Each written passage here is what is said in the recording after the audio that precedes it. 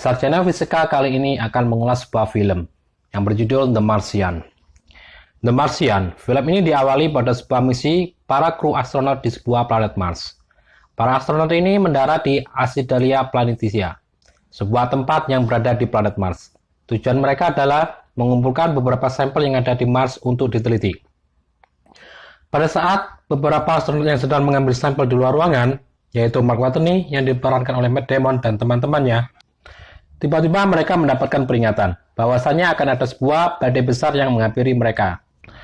Karena sangat besarnya badai tersebut, akhirnya Kapten Lewis memutuskan untuk membatalkan misi mereka dan kembali menuju ke pesawat angkasa mereka yang bernama Hermes dengan menggunakan pesawat roket MIV.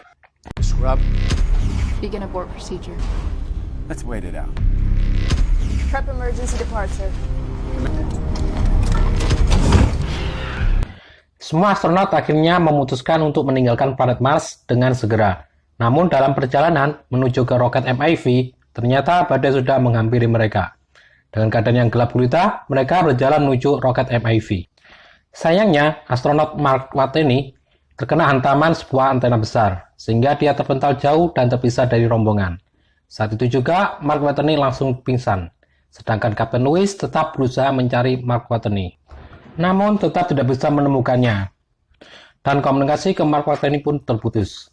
Sedangkan roket MIV sendiri sedang dalam keadaan miring karena badai yang menerjangnya, sehingga membahayakan semua kru untuk bisa meninggalkan Mars menuju pesawat Hermes yang ada di luar angkasa. Mau tidak mau, akhirnya Kapten Lewis dan kru terpaksa meninggalkan Mark Watney sendirian di planet Mars. Dan berpikir bahwasanya Mark Watney telah tewas dan hilang akibat terkena badai. Sementara di bumi sendiri, Direktur NASA, Sanders, mengumumkan bahwasanya misi Ares-3 di planet Mars dibatalkan. Dan mengumumkan Mark Watney tewas dalam badai karena tersambar puing-puing. Keesokan harinya, ketika badai sudah reda, ternyata Mark Watney masih hidup, tapi dalam keadaan terluka karena tertusuk besi dari bagian antena. Dalam keadaan terluka, dia berjalan menuju ke tempat penelitian yang disebut hub untuk mengobati lukanya sendiri dengan mengoperasinya tubuhnya sendiri untuk melepaskan besi yang menancap di tubuhnya. Setelah itu, dia melakukan rekaman video sebagai catatan harian dia. Rekaman itu terlihat SOL-19 yang merupakan hari dalam Mars. Dan dia mulai berpikir bahwasanya dia tidak mau mati begitu saja di planet Mars. Dia mulai menghitung semua persediaan yang ada untuk bisa bertahan hidup selama 3 tahun. Selama menunggu misi dari Ares 4 selanjutnya yang datang ke Mars, sehingga dia bisa pulang ke bumi. Sayangnya, persediaan makanan yang ada tidak akan bisa mencukupi selama 3 tahun ke depan. Sehingga dia harus memikirkan sebuah cara untuk bisa membuat persediaan makanan untuk dirinya. Dan dia pun berpikir dia bisa menanam kentang di planet Mars dengan keahliannya sebagai seorang ilmuwan botani. Dia menggunakan kotoran dia dan astronot lainnya sebagai pupuk untuk tanaman kentangnya. Mark segera membersihkan panel surya yang roboh karena badai agar listrik bisa normal kembali. Selanjutnya, dia mulai membangun sebuah greenhouse di dalam hub dengan menutupi plastik dan mengambil tanah untuk bertani di dalam hub. Masalahnya, untuk bertanam kentang membutuhkan air, sedangkan persediaan air yang ada tidaklah begitu banyak, sehingga dia harus membuat air sendiri dengan mereaksikan hidrogen dan oksigen dengan bantuan api yang dia dapat dari bahan bakar roket MIV yang tertinggal di Mars. Pada percobaan pertamanya, ternyata meledak karena apinya yang terlalu besar. Dan dia mencoba lagi untuk kedua kalinya, dan akhirnya bisa menghasilkan tetesan-tetesan air. Keesokan harinya, greenhouse yang dia bangun dipenuhi dengan embun air, sehingga tanah yang awalnya kering menjadi basah. Pada hari ke-54, akhirnya tumbuhlah tanaman kentang yang ia tanam. Sementara itu, di bumi diadakan pemakaman Mark Watney oleh rekan-rekan NASA di bumi. Direktur misi NASA, Vincent Kapoor, mengusulkan untuk mengambil mayat Mark Watney dengan berbarengan misi Ares 6, yang rencananya 5 tahun kemudian. Dengan asumsi, mayat Mark akan tetap utuh, karena tidak akan terjadi pembusukan di Mars. Sementara itu, Wendy Park, pegawai NASA yang mengamati permukaan planet Mars, menemukan kejanggalan pada posisi peralatan yang ada di planet Mars setelah terjadi badai, dan di hari yang lain ternyata berbeda posisi. Sehingga dia beranggapan bahwasanya Mark Watney masih hidup di planet Mars. Windy melaporkan temuannya ke para petinggi NASA tentang temuannya tersebut. Namun, Direktur NASA, Sanders, tidak ingin memberitahu kalau Mark Watney masih hidup kepada kru Ares-3. Karena perjalanan kru Ares-3 masih membutuhkan 10 bulan perjalanan dan itu sangat berbahaya. Keesokan harinya, Direktur NASA mengumumkan ke masyarakat bahwasanya Mark Watney masih hidup di Mars. Di hari ke-70, Mark Watney mulai merencanakan perjalanannya ke tempat lokasi Ares-4 yang akan mendarat kelak di daerah kawah Schiaparelli yang jaraknya sekitar 3.200 km. Dia berencana memakai kendaraan rover yang kecepatannya maksimum 35 km per jam, sehingga dibutuhkan waktu 50 hari menuju kawah tersebut. Sementara itu, NASA memikirkan rencana untuk memberikan suplai makanan ke Mars dengan mengirimkan roket MIV yang membutuhkan waktu 9 bulan perjalanan dan 3 bulan untuk membuatnya. Di hari ke-79 di Mars, kentang Mark Watney sudah mulai tumbuh besar dan bisa dipanen, yang berumur 48 hari sejak dia menanamnya. Dia mendapatkan 400 buah kentang. Mark Watney membagi kentangnya menjadi 2 bagian, yang besar untuk dimakan, sedangkan yang kecil untuk ditanam lagi. Di hari yang sama, Mark Watney mengetahui bagaimana cara menghubungi NASA di bumi dengan mencari satelit yang bernama Pathfinder untuk komunikasi dengan NASA di bumi. Di hari ke-94, Mark Watney menemukan yang dicari, yaitu sebuah satelit kuno Pathfinder. Untungnya, NASA mengetahui kalau Mark Watney mencari Pathfinder dengan mengamati pergerakan Mark Watney dari satelit. Sehingga pihak NASA juga membutuhkan satelit yang sama agar bisa berkomunikasi dengan Mark Watney. Akhirnya, Mark Watney dapat berkomunikasi dengan menggunakan satelit Pathfinder. Namun, satelit itu hanya dapat mengirimkan pesan gambar dengan menggunakan kamera yang bisa berputar 360 derajat. Untuk dapat berkomunikasi, Mark Watney menggunakan kode heksadesimal yang dibuat dengan potongan kertas yang dipasang mengelilingi kamera Pathfinder. Dari situ, Mark Watney diberitahu oleh NASA bagaimana cara untuk meretas rover, sehingga bisa digunakan untuk berkomunikasi lebih mudah dengan cara mengirim pesan teks.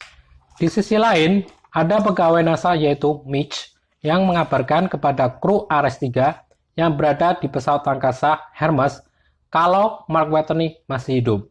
Kapten Lewis merasa bersalah telah meninggalkan Mark Watney sendirian di Mars selama 2 bulan. Di hari ke-134, Mark Watney mengalami musibah ketika ia sedang memasuki hub.